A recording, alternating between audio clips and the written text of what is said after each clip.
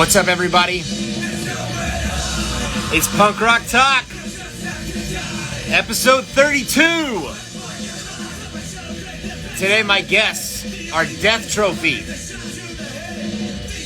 You're listening to Fight for Your Life by Death Trophy. It's on our Spotify playlist, Rebellion Noise 2022. If you have not followed that playlist yet, you should do that. You can find it on Spotify by just searching for Rebellion Noise 2022. Or you can go to the Havoc's Spotify page. Scroll to the bottom and you'll find it there.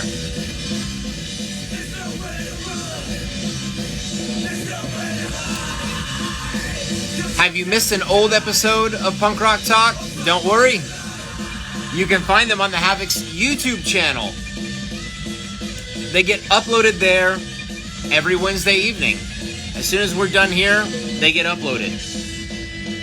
If you have not subscribed to our channel yet, you should do that. And while you're there, click that bell icon. You'll be notified every time we upload new content to our channel if you click or tap that bell icon.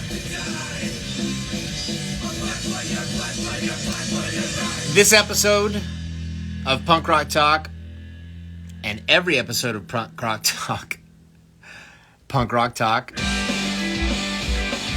is brought to you by our wonderful sponsor, Dead and Buried Inc. Are you in a band? Do you need merchandise? They are your source. They can print t-shirts, patches, buttons, stickers, whatever. Literally just about anything they can do it.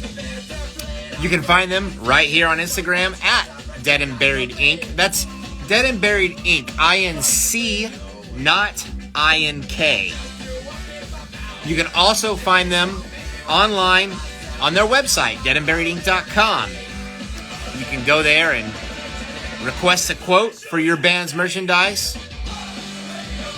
You don't even have to be in a band. You're just a business owner and you need merchandise. Whatever. They can do it for you. If you're looking for Havoc merchandise, that's where you're going to find it. Again, that's deadandburiedinc.com.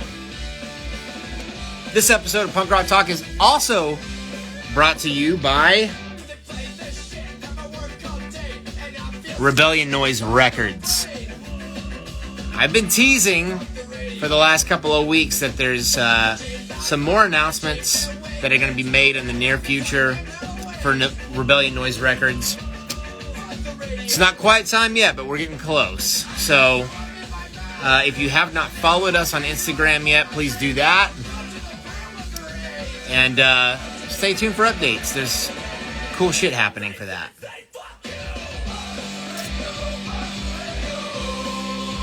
If you have questions for myself or Death Trophy during this interview, you can submit them by tapping that question mark icon on your screen. Please do not put your questions in the comments section. They get lost there. I don't pay attention to that shit. Before I invite our guest on here, I want to talk a little bit about another topic that I've been bringing up every week in regards to our good friend Britt from Oil Change, the drummer of Oil Change. If you have been tuning in, you've seen that I've been posting this every week. Britt is in need of heart surgery.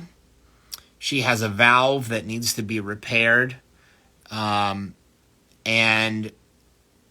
she has been getting more updates lately in regards to exactly what is going to happen. Now, I don't think that a surgery date has been scheduled yet. I think they're still monitoring some things. But it is inevitable that she is going to have the valve repaired. And, of course, her insurance isn't covering it. Not only are they not covering the surgery, they're not covering any of the testing that has already been conducted. So her grandmother has set up a GoFundMe page. It's been active now for at least a month.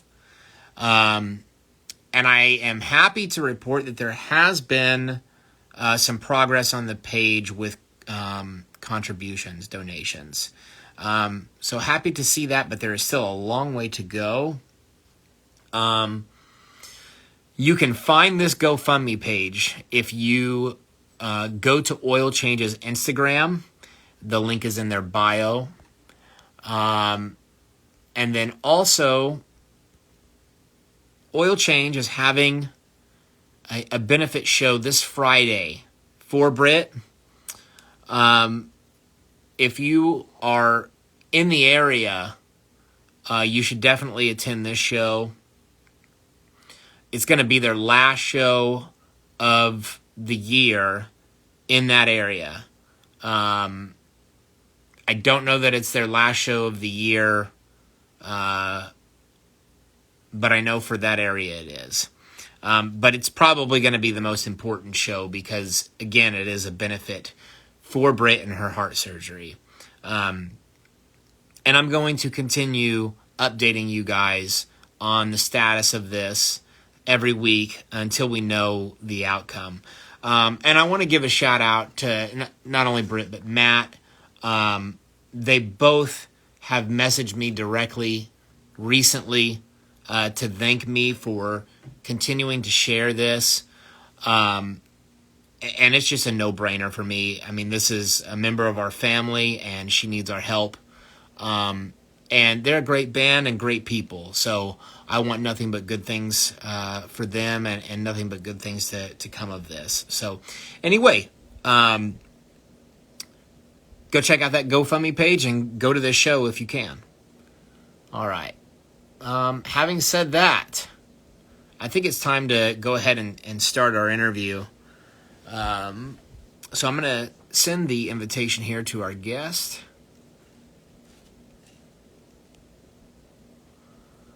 Actually, you know what? I've got something that I want to bring up real quick. A couple weeks ago, we had some technical issues, and it led to our interview being cut short with the Shivers. And to make up the time, I just took some questions here, and I invited you guys to message if you had any suggestions on the show or anything like that. And I got a really interesting message from someone that actually gave a lot of really positive feedback and some ideas on things that we could do to maybe drive more traffic to the show. And I just want to share with you guys basically, you know, what my response to that was. He had said that, you know, maybe we should try and get some guests that are in bigger bands, which we've done that in the past. We've had, you know, some guests that are in some really notable bands in our scene. And there's other guests from bigger bands that we'd love to have on the show, some of which we've contacted, and it just hasn't worked out, or they haven't responded, or, you know, whatever. But I want everyone out there to know that, you know, the idea of doing this for the end game to just be to drive more traffic to our Instagram page and to gain more followers or whatever, that's not what this is about. Okay? You know, if that happens, it's just a bonus for us, and that's cool. But for us, the whole idea behind doing this show was for us to connect with the scene and the people that make up the scene that are doing important things. Not just guys that are in cool bands or big bands. Big bands. You know, there's been a lot of guests on this show that are in smaller bands or guys that are younger, you know, newer bands. And, you know, those guys, they are the future of this scene. And a lot of the younger bands, the newer bands, whatever you want to call them, I don't think they really get enough recognition. I don't think that they have enough attention brought to them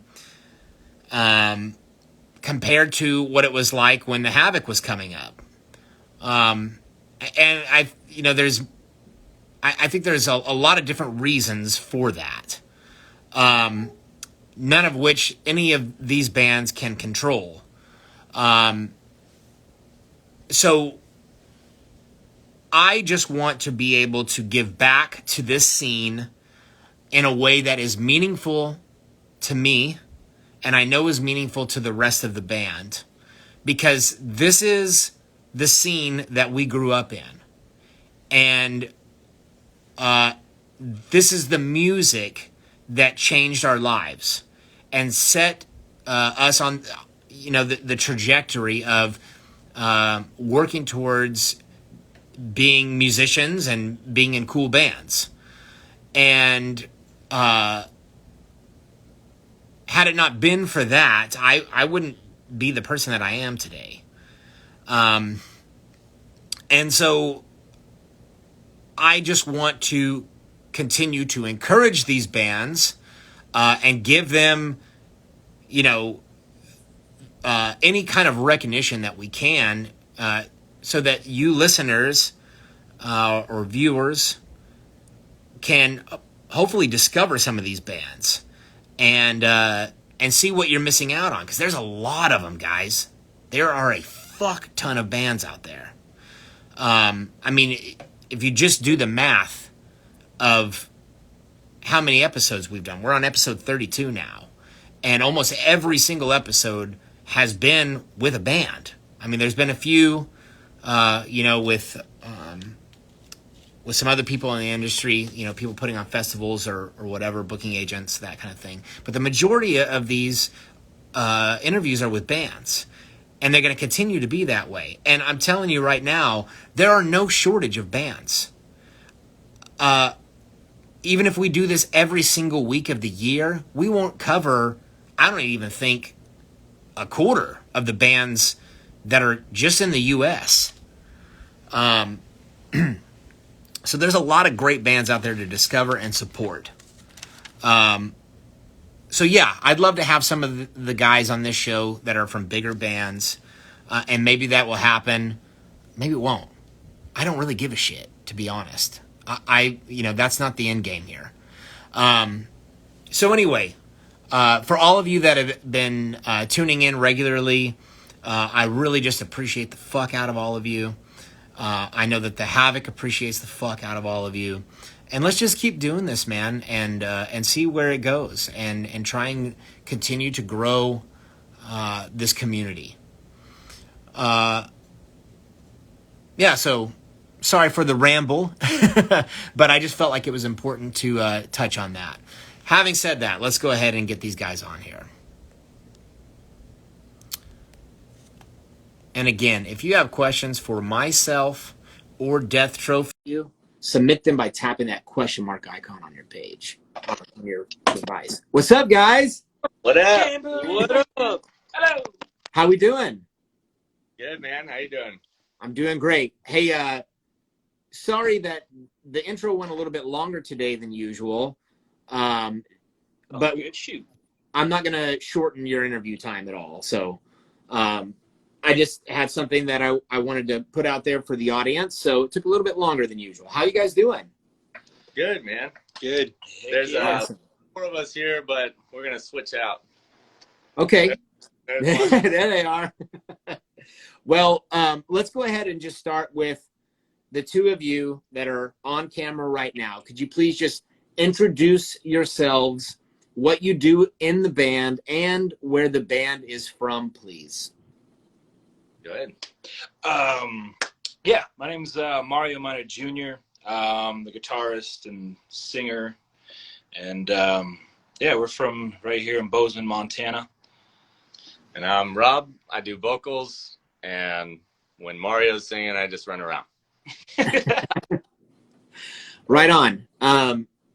Some of you might recognize Rob. He is also in a band that's been interviewed on here called Goners UK.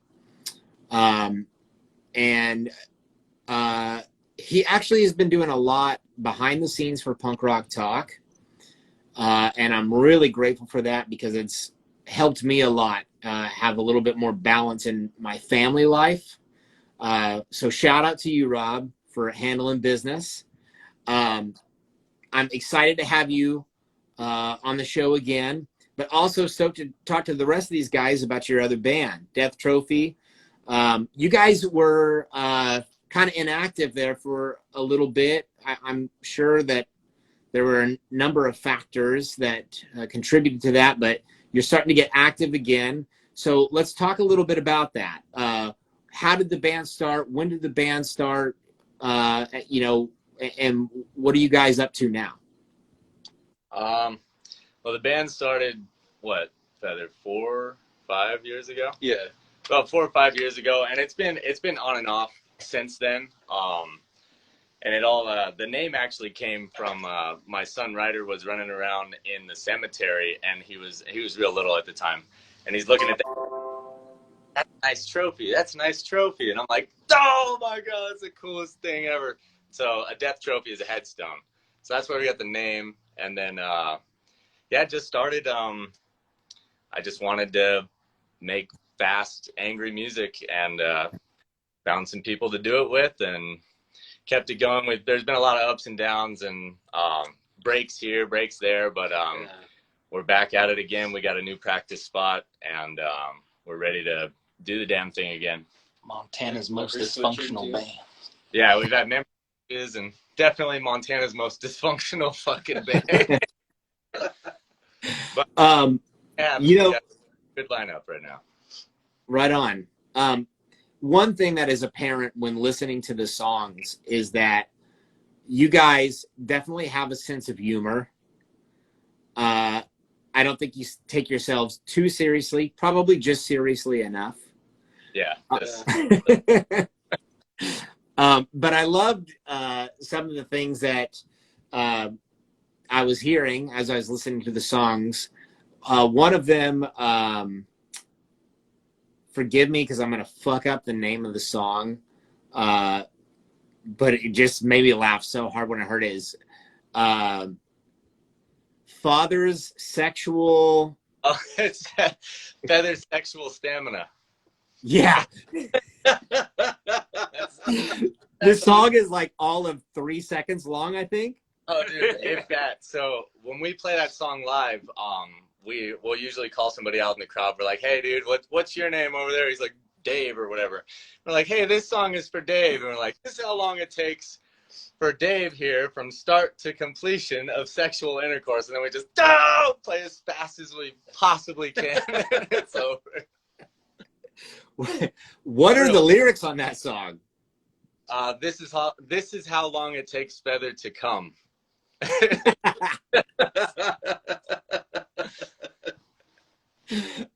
Yeah, when that shit started and finished, I was like, wait, what just happened? And then I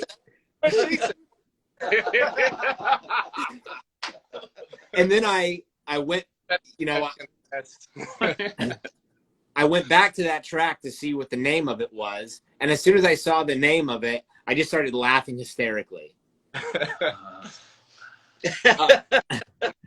glad you got it.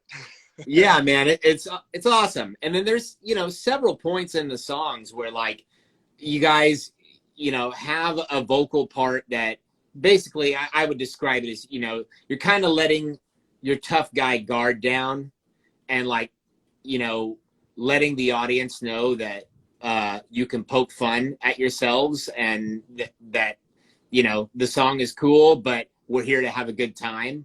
Yeah. Yeah. And live too, it's chaos and fun and fucking around. There's no like seriousness to it whatsoever. It's just we're there to have fun, and that's it. So how did that start with the band? Whose idea was that? Was that something that was just planned from the onset? No, I think it just came naturally, man. You get four shitheads together that are constantly clowning around, and it just kind of falls into place like that. It's cool too. No. Sorry, I don't mean to keep cutting you off. It's not Oh, intentional. But it's funny too, because paying attention to your social media, even the posts are like that. It's just like, you know, like you said, it's just like four shitheads fucking around, and it's hilarious. Yeah. Oh yeah, we like to take the piss out of each other.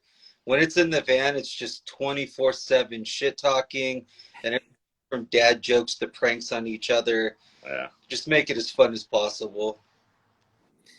I think that's a big part of what this whole thing is about. It's kind of like, no matter how old you get, this genre just, it brings out something, you know, from your youth that never dies. Yeah, Oh yeah, definitely. Let's talk a little bit about, you know, what it was like coming up in the scene for you guys. Rob, I know we've heard a little bit of your story before. If you want to give us that again in like a nutshell, and let the other guys have a little bit more time. Yeah. It'd be great to hear everyone's story. Well, I'll just do the quick one. Is just, I love punk rock, grew up listening to it, moved to Montana, and there wasn't a ton going on, but I could find it here and there. And once I got old enough and like really, you know, got into the scene, I was able to join the bands and start promoting shows. And now I'm addicted to it. This is what I love. It's like family, music, and then work. That's my whole life. So yeah. Right on. Jump on in, Nick. same. Grew up on punk rock, left California, moved around a bunch, played in various bands until I met these shitheads, and now I'm here in Bozeman. These guys are like family to me. We're always there for each other. Awesome. What's up, Nick? Nice to meet you, man. Hey, you too. Turn, bud. They wanted to hear everyone's What's the question? What got me into the scene? Yeah, and also, since you're new on camera, will you tell everybody what you do in the band? I'm Nick, and I play drums, and I do backup vocals. Cool. Your story, like where you're from, what got you in punk? Oh, me? Oh, okay. Both of you guys. Yeah, both of you guys. What got you into punk? Me, I grew up in like rural Montana on a reservation in north central Montana here. And I didn't really have very many like musical outlets, but my brother was actually a radio DJ here in town. And every like couple of weeks he would come up to the res and he would bring me like singles from like different bands and stuff. And a lot of the bands in the box of CDs that he would give me that I felt like, you know, gravitate to was like punk rock bands, and especially this one native punk rock band from Rapid City, South Dakota. They were called the Red Men, and their album that he gave me was this album called Son of the Morning Star, and the imagery on the CD sleeve and whatnot was I don't know, something that kind of had like a cultural feel from what I was used to growing up. And ever since then, after listening to that CD, I'm pretty sure I burnt it out pretty quick from listening to it over and over and over. And yeah, so that's kind of how I got into listening to like faster punk rock music. So Right on. Hey, you, Nicky boy.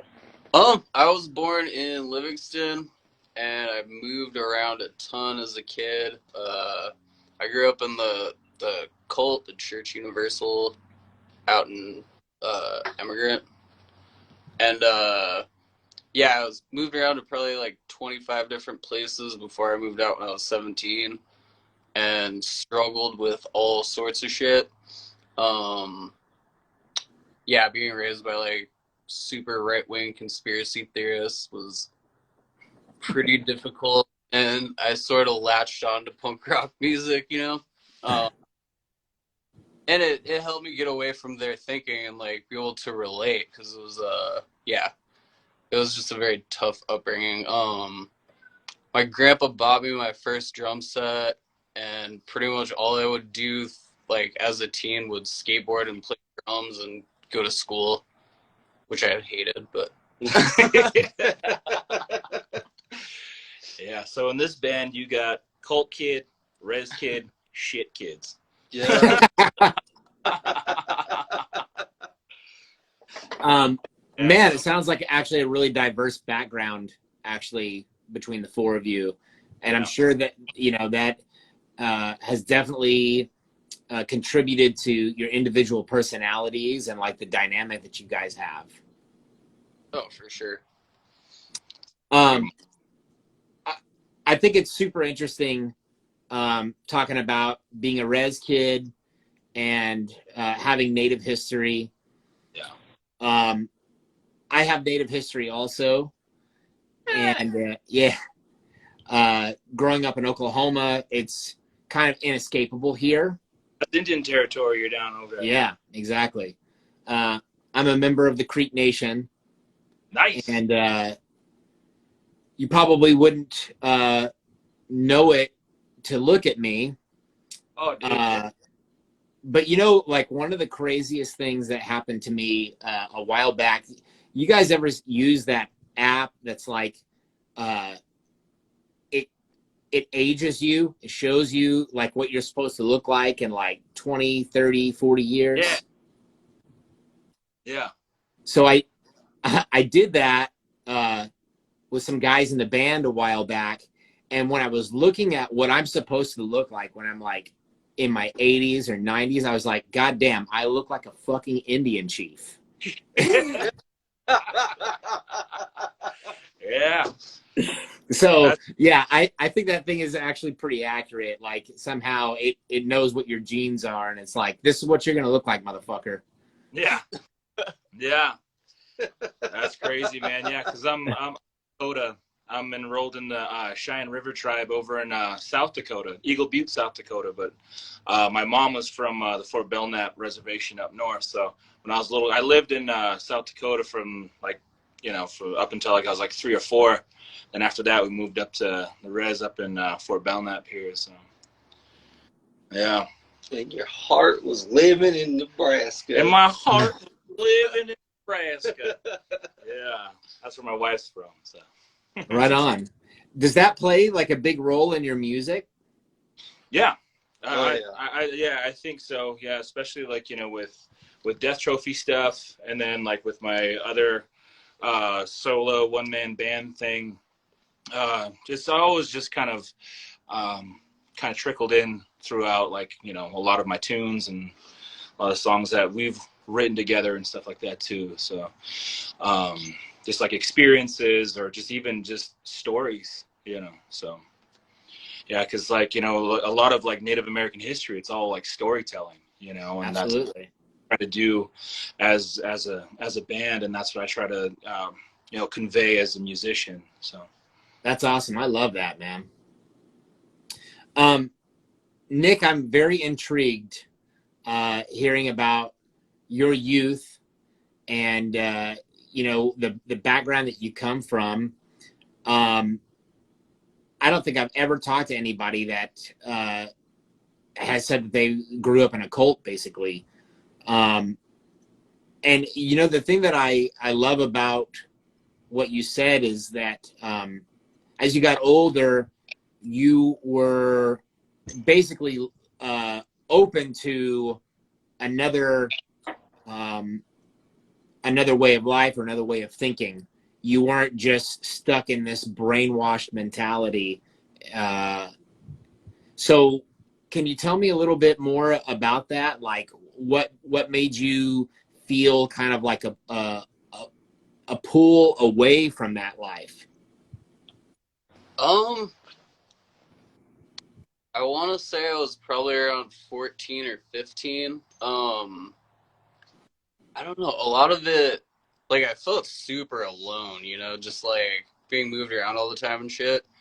So there wasn't really a lot to hold on to mentally anyways, like, or emotionally, So it's kind of just like, I mean, tossed around all the time. I was like, what's something I can relate to and, you know, like feel better about life in general, you know? So like, yeah, I guess, I like my cousin got me into, I don't know, just like the Casualties and Anti-Flag and stuff like that. And then I got into all different sorts of music, like as I got older. But yeah, it's always just made me feel kind of at home, if that makes sense. Absolutely. I'm still pretty fucking crazy.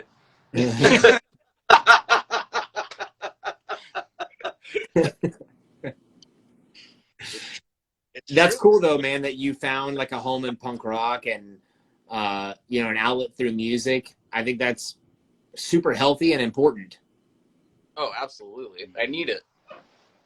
Yeah, I think that, you know, we can all relate to that. Like when you're a musician, it's one of those things that just it never goes away, even if you wanted it to. You absolutely need it. It's Oh, part of, you know, that outlet that you have to have. yeah. Can you guys tell me a little bit about like your process as a band? Like I know that you're not, you know, super serious or whatever, and there's been a lot of back and forth and ups and downs or whatever, but like when you get together, what's it like having a rehearsal or like a songwriting session or whatever? Say probably like 90% of it is us talking shit to each other, and last like 5 minutes of like practicing is us writing a song. Yeah. Literally, that's how many it happened. I don't know how many dang times, A lot. you know? Yeah. Yeah, a lot of times it's just kind of like, what was fuck, what song was it? You just had a riff since you were like 16. Oh, burn it down. Oh yeah. Yeah, just like Mario will be fucking off, and then it's like, hey, is that yours? Like, yup. Do you use it already? Nope. All right, let's use it, and then we'll fucking write around that. And yeah, and then sometimes throw ideas out over like the group chat. Yeah. Cool. Yeah, I think. Yeah, like a lot of it is us just like reconnecting with each other, like just bullshit and stuff like that, because we're all so busy in our own like other bands or jobs and life, you know. And so like a lot of our rehearsals really aren't that much of a rehearsal. You know? Like hugs. Yeah, it's just hugs, you know, dude hugs, like our 20-minute set, and then 5 minutes I'm writing. Even just setting up and trying to relearn old songs, we end up playing it wrong, and next thing you know, we got a new song. Yeah, you want to switch back up? Sure. All right. Sure. It's like speed dating, but we're all dating you. Hey. It keeps things interesting though, right? Yeah. Yeah, I like this. I won't cheat. We gotta implement this for future interviews too. Hell yeah. Yeah. Yeah, I think it's kind of cool because usually, like, if I'm interviewing more than two people, it's kind of hard to hear everyone. And, like, you know, some guys are just sitting there forever, not really saying much or whatever. So this is, I think, a little bit more interesting because everybody gets, you know, more FaceTime, and it's pretty cool. Cool. Before we continue on, I just want to tell the audience that if you have questions for myself or for Death Trophy, submit them by tapping that question mark icon on your screen. We're getting closer to the live Q&A portion. Please don't put them in the comments section because I don't really pay attention to that. Although I did just see one fly by, so I'm going to go ahead and It was my mom. She thought we were making the video in my closet. It's very obviously my living room. Jeez. You got chicken in there. Yeah. We got the lizard. Named Chicken. It's probably worth talking about, at least for a minute. Like, Rob, your mom is like super supportive. Like, she's like the ultimate punk rock mom. Yeah, dude. Totally. It's pretty wild because Every one of us. you know, I don't typically see that. You know, people that will comment or message the band or whatever about the interviews. it's rarely someone's parent. Yeah. But your mom just is super fucking cool, and like she comes from the old school punk scene. Yep. Did she get you into that? Yeah. And really, she was into punk rock when she was younger, but then like from my early memories, I remember she was just, she liked her hair metal, like Ozzy Osbourne. She's probably the biggest Ozzy fan in the world. And it was my brother Randy that had got me into punk initially, but he got it from somewhere, and that was from Mom. There's rumors, I'll have to ask Mom about it, but that she, dude, he's fucking Hulk Hogan, freaking out. There's rumor that my mom used to listen to the Blue album when she was pregnant with my brother, sitting right next to the record player, the Adolescence album. So, like, while she was pregnant with my brother, so you're listening to I Hate Children as a child, Yeah. So I think that's true. Mom can confirm, but Steve Soto sure liked that story too when I told him that. Nice. Couple things I want to touch on that you just mentioned. First of all, you said that your mom is a huge Ozzy fan. Yes. I am too. So shout out to Ozzy Osbourne. Ozzy, if you're watching, keep doing it. Yeah, he's one of those. Yeah. Sure. Dude, have you seen or heard any of that new shit he's putting out right now? Yeah. What the hell was it? Patient 9 or whatever? Yeah, Patient number 9. Yeah. Yeah, the music video for that is pretty fucking cool, actually. Dude, he's still got it. You can't understand him when he's talking normal, but when he's singing, dude, he's amazing, dude. I love Ozzy. Isn't that crazy?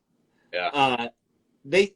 I guess like a lot of it from like the 90s and whatever, like when you really couldn't understand him. They said they discovered later that he was just being over medicated with prescription drugs. And it totally makes sense, because unfortunately he was just like a mumbling mess, man. He's got like a number of health issues right now. It's pretty sad to kind of witness, but I'm hoping the best for him, man. I mean, he's getting fucking up there. Yeah, and he's moving back to England. He already did, yeah. Oh, did he? Yeah. Yeah. See, it sucks, man. The time is coming, and that day is, my mom's going to cry like a baby on the day that dies, man. That's going to be a rough day. Yeah, man. I'm fortunate that I got to see him once. Maybe he'll still do something that I can see. I'm kind of hoping so. But at least he's still putting out new music. I mean, he, 2 new records over the course of like the last 3 years, and that's pretty rad. Yeah. Oh, yeah. We were lucky enough to, we used to go to Ozfest every year as like a family vacation. Instead of doing Disneyland, we went to Ozfest. So Cool. I've seen Ozzy and Sabbath a bunch of times. So Nice. Pretty rad. Another thing you mentioned when you're talking about the Adolescence and the Blue album, man, that record is so iconic. Oh, yeah. Oh, yeah. I was fortunate enough to see them too. They played the Glass House in Pomona, and they played a lot of the songs off that record, and it's just so cool to see. That was a long time ago now, but that fucking record I don't think is ever gonna lose its status of being iconic. Yeah, no. I've got a big Kids of the Black Hole tattoo on the back of my leg, actually. It's Nice. Top 10 punk albums of all time right there. Easy. Hell yeah. Okay, I think it's probably time for us to start the live Q&A. So if you're out there in the audience and you have questions for myself or Death Trophy, tap that question mark icon so that you can submit your questions now. This is your time. You can ask anything, guys, so take the opportunity. This first question comes from our friends in the Shivers. Ooh. When is Death Trophy going to tour with the Shivers and Goners UK? I don't mind pulling double duty.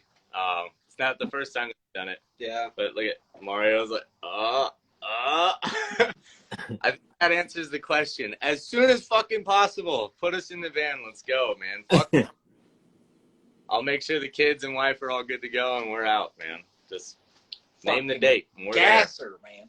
Yeah. Right? I mean, hopefully we only live once, so Fuck it up. Yeah, man. Shout out to the Shivers. It's the only interview we've had where we had to cut it short because of technical issues, and that shit sucked, man. I felt really bad about that, but we are going to reschedule those guys. We don't have a date set yet, but we're working on it. So if you missed that episode, it still was cool, so check it out on our YouTube channel, and check out the Shivers. They're on all of the streaming sites. Shivers rule. Oh yeah. Oh yeah. They basically live in like the Pomona of Wyoming, so. Nice. Okay, next question comes from Jake Makes Sense. He says, "Hi, Jake here, Bozeman, Montana. Why is it that it takes Feather, I think that's father, so long to come?" Yeah, no, it's Feather. Yeah. It is Feather? Yeah, his name's Feather. There was a lot of abuse growing up. No, we don't want you. And it shaped me into the young man that I am today, faults and all. God damn it, Jake. With lengthy Why is stamina. it? Why is it? Just don't know, man. I don't know. I was born in Torrance, that's why. Yeah, I'm sure that song gets a good reaction every time you play it, right? Yeah. We've dedicated that song to Jake before. Yeah. I think Jason's getting the next one too. So we'll make sure someone takes video of it this Friday. We got a show on Friday. We'll play that song for you. Forgive my ignorance, but who is this person? Who is Jake Makes Sense? Jake is he's a dude that lives here in town. He's at all the shows, just a kick-ass supporter of the music. Yeah, we go way back. Yeah, we love Jake. Cool. What's up, Jake? Okay, guys. Okay, good. We do have another one. This next question comes from Grim Sleeper 666. What is your favorite / funniest memory with the band? Oh, duty shoot, dude. Yeah. Or fucking Crawl Daddy. or the Crawl Daddies. There's a whole lot of them, but Or else you guys getting chased by those fucking guys with oh, the 2x4s. all right, you better get Mario in here. Oh, Yeah, the get Mario in here. skinheads. I wasn't there. You guys got chased. You tell the Whatever. damn story. Either way. Okay, so we were playing a show in Havoc, Montana, which is like a couple miles from Mario's reservation. And it was like a few hours until the show was going to start. And so we just took a walk down the road, and it's like next to the railroad tracks. We go walking down, and there's like this house party kind of thing. All these dudes out front of this house. And they're just like mad dogging us because we don't look anything like anybody in that neighborhood, man. We were like punked out, studded jackets and shit like that. And so we walk past the house, get to where we're going, and we start headed back. And fucking one of us looks back over our shoulder, and he's like, "Hey, there's some guys, like, I think they're chasing us." And like we look back, and we're like, those guys are chasing us. There's like 9 dudes, and like the guy at the front had a fucking 2x4. It reminded me of like The Simpsons, like, he's got a board with a nail in it. Bottles at us. And so, but fortunately, by the time we noticed that they were there, we were like 30 yards from the venue. So we didn't have to run. We didn't have to do anything. We just like kept walking, and we were at the venue, like right out front, and there's all kinds of people there before they could actually catch up to us. So they just turned around and left. But man, they were going to put a whooping on us. Yeah. Like, we What don't a bunch of fucking idiots, man. Like pickup trucks on cinder blocks and rebel flags and yeehaw shit. I was like, oh, fuck. Man. Yeah. I mean, there was only 4 of us, or shit, I think there was only 3 of us that were actually walking together. And the 3, of course, Mario wasn't there, so the only sizable person in the band, the rest of us are all little dudes, and we're just, dude, we had got worked so hard. So yeah, that was a good one.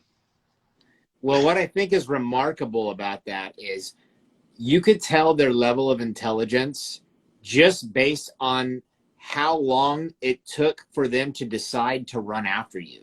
Oh, yeah. Where's my board? Where's my 2x4? Them dragging the knuckles slowed them down. They all that knuckle dragging slowed them down. They could have caught us faster. They were all each other's brother and cousin. It was a family reunion ass kicking, I guess.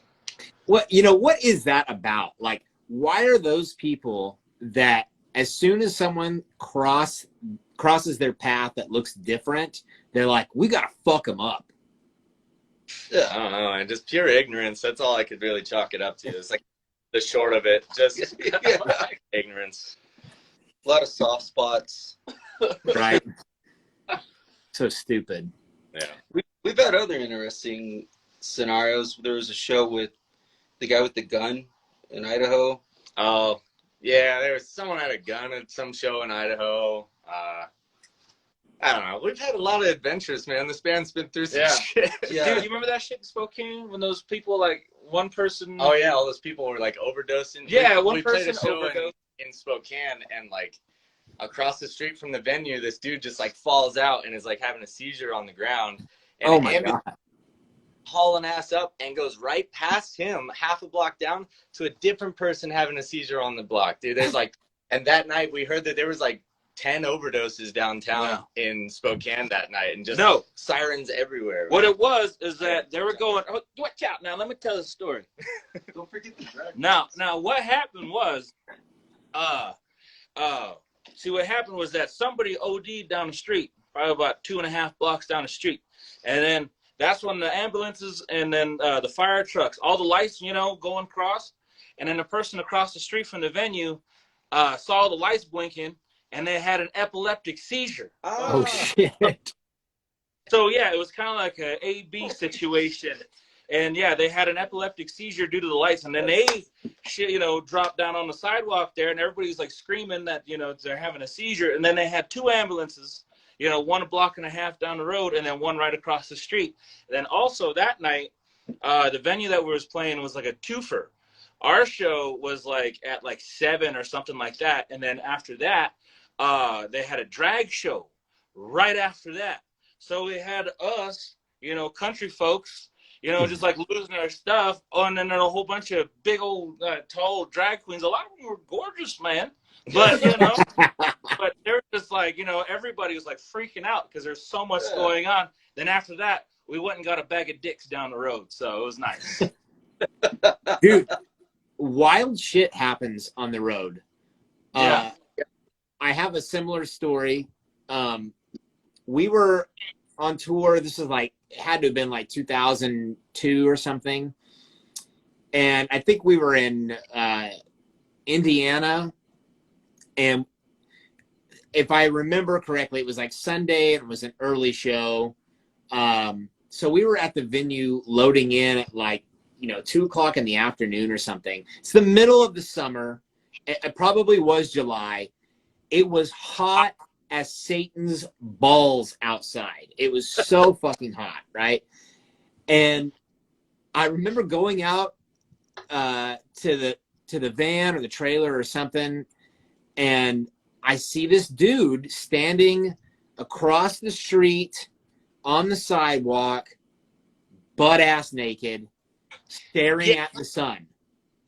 He knows how to live. Dude, just, I mean, his cock and balls were out there for the world to see, and he's just, amazed by the sun. He's just staring at it. And, I mean, he had to have been there for at least 10 minutes before finally the police showed up. And, like, he had no idea what was going on. He was tripping balls on LSD or acid or some shit.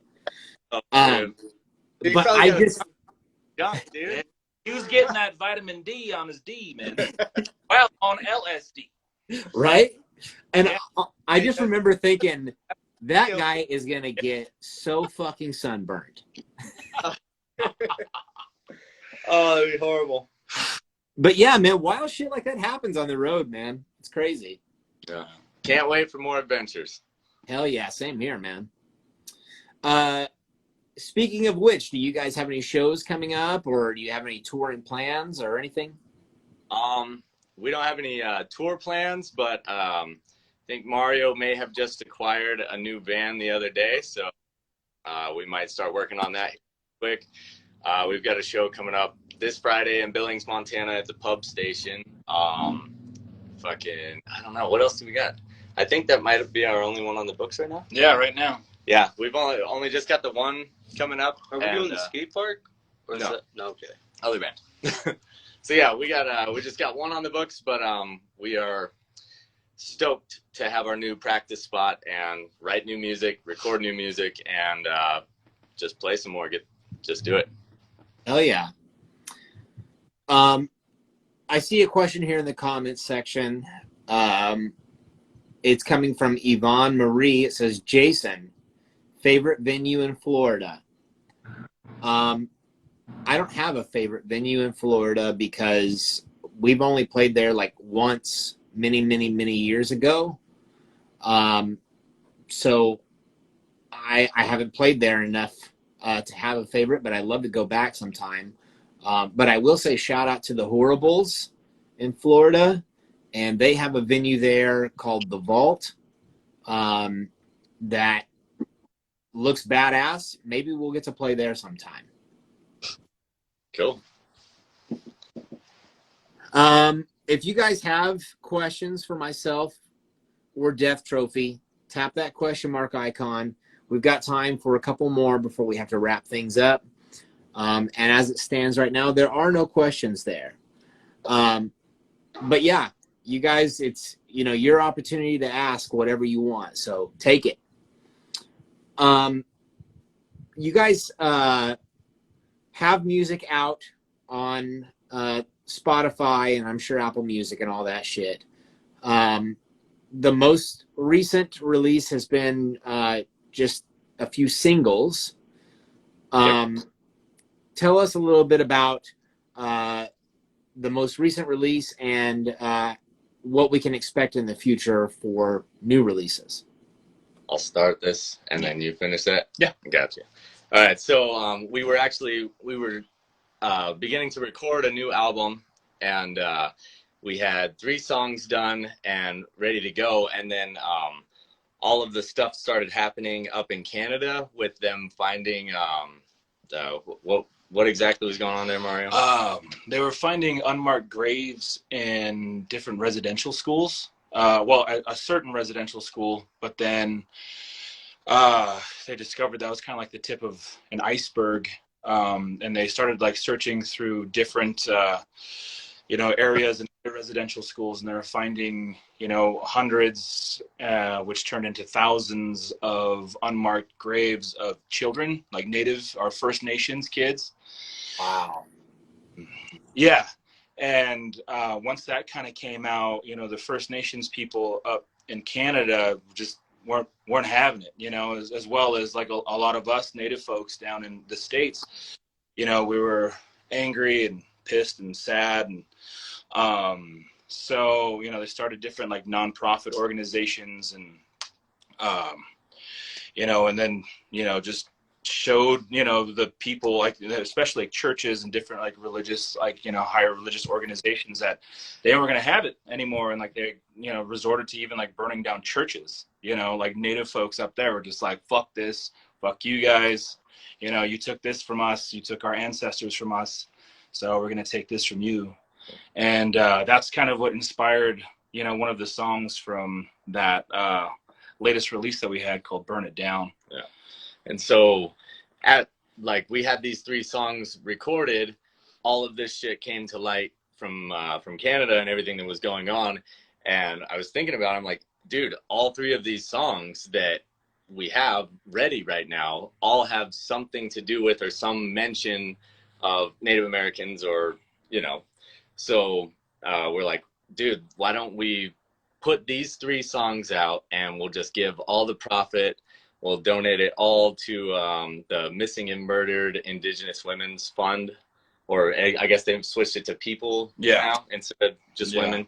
But so that's what it was. It was just kind of like, well, we've got these 3 songs. They're all relevant to the cause. So put the album off. We'll handle that later. Let's do this right now because this is important right now. So that's what we did. So we called the EP is called We Were Children. It's got a song called Fucked Up for Life that has that's basically our stories all in one song. Reservation Blues, which Mario sings, and that's self-explanatory there. And then the song Burn It Down, I wrote that because of all the stuff that was going on in Canada. Yeah, I need to research that because as you were talking about it, well, first of all, I was just, blown away, and it's just incredibly sad to me.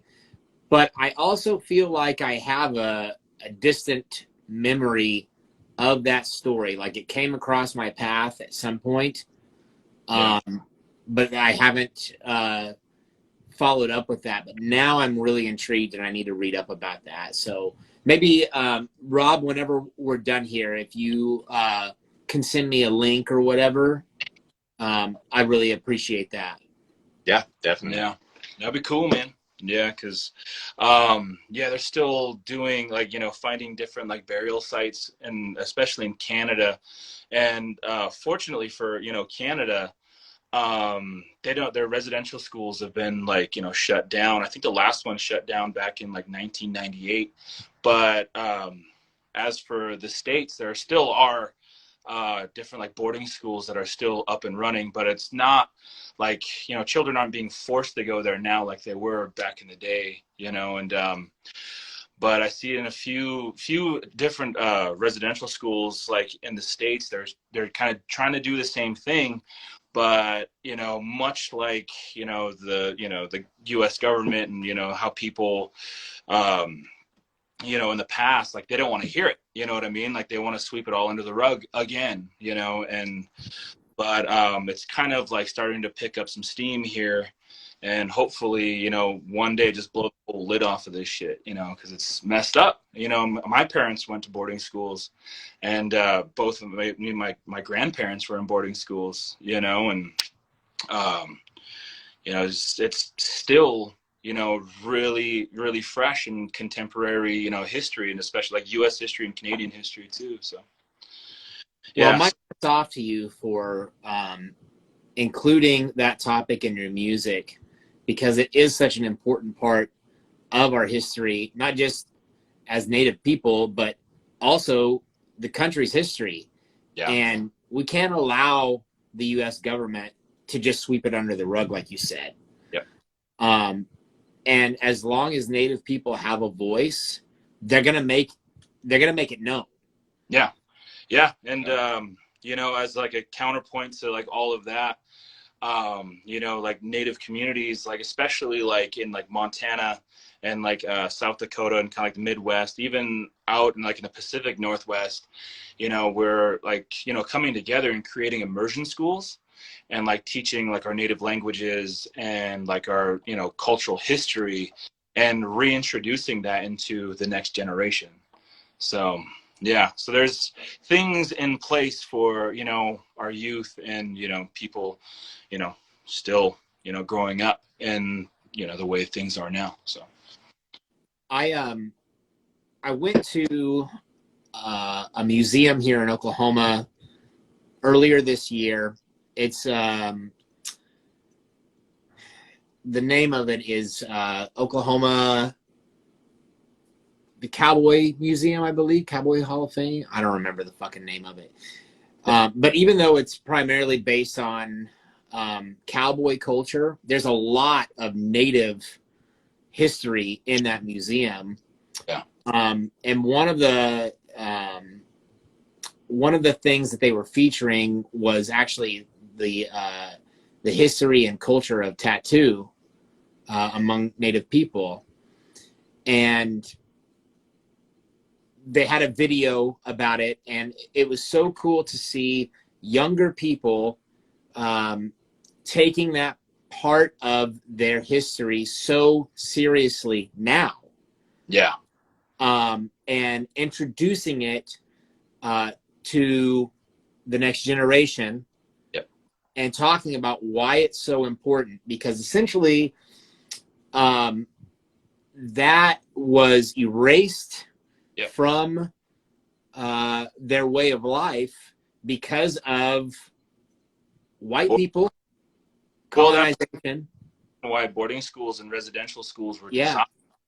You know, their biggest, tagline was "Kill the Indian, save the man."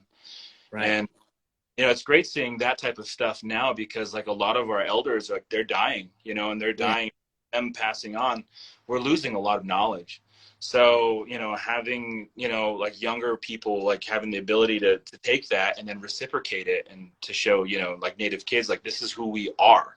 This is Yeah. where we come from. We come from this land, Right. and what, we like from you as well to reciprocate that. So, No, yeah. I fucking love that, man. That's so awesome that you're connected to that and that you're using your voice and your music to help spread that message. I fucking love that.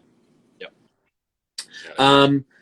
We do have one more question here from the audience. So I'm going to read this before we wrap things up. It says, what are some of your plans and goals? I'm sorry, I did not announce who this is from. Grim Sleeper 666 again says, what are some of your plans and goals for the band now that you are back at it?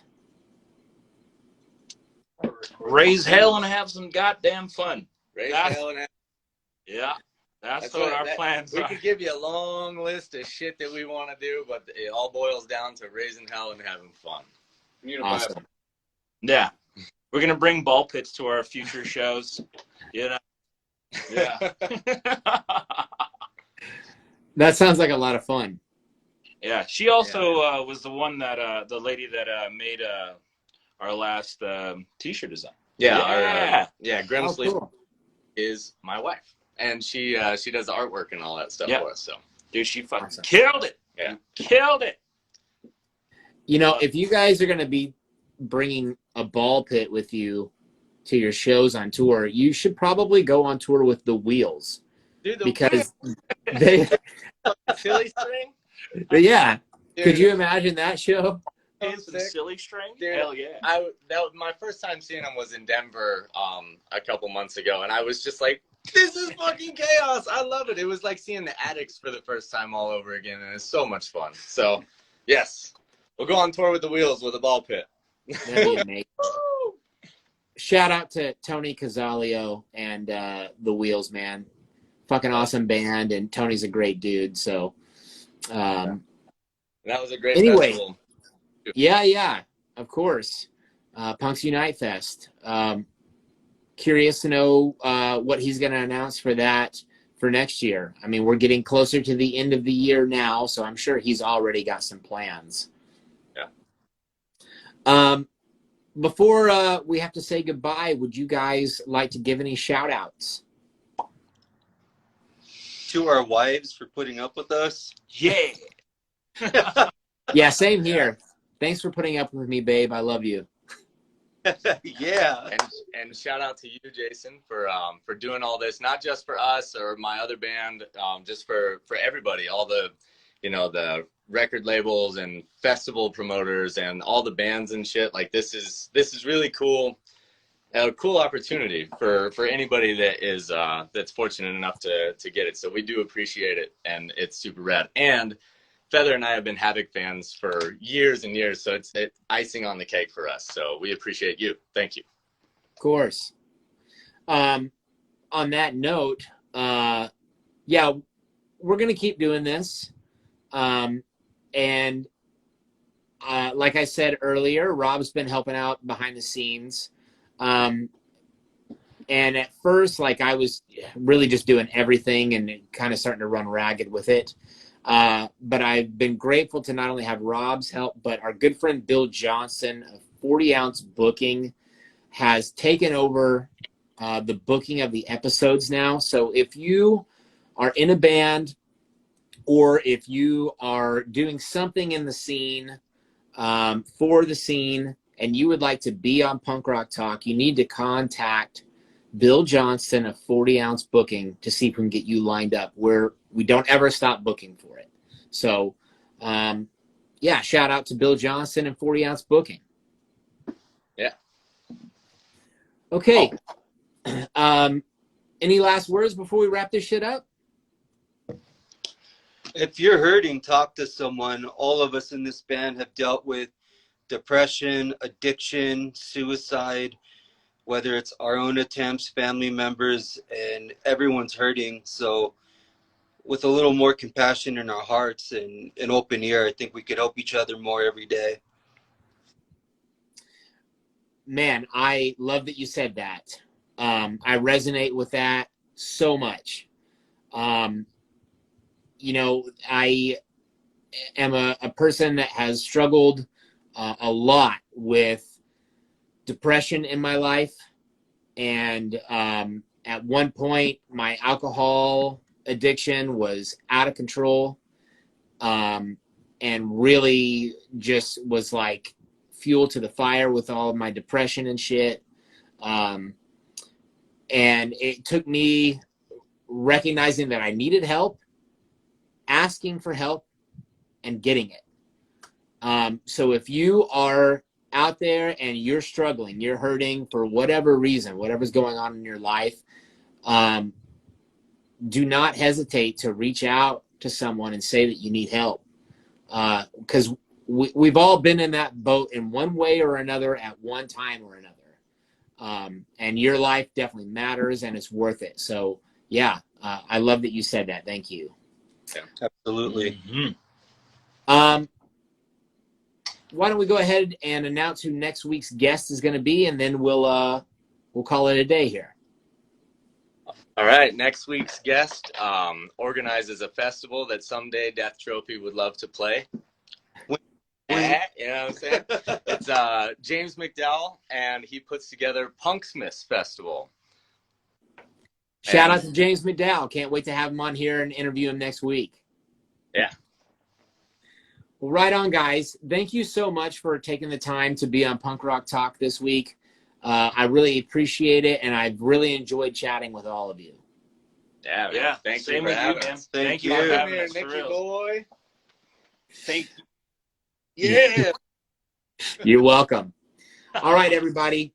To play us out, this song is called Fight for Your Life by Death Trophy. Until next time, this is Jason. This is the end of Punk Rock Talk. We'll see you later.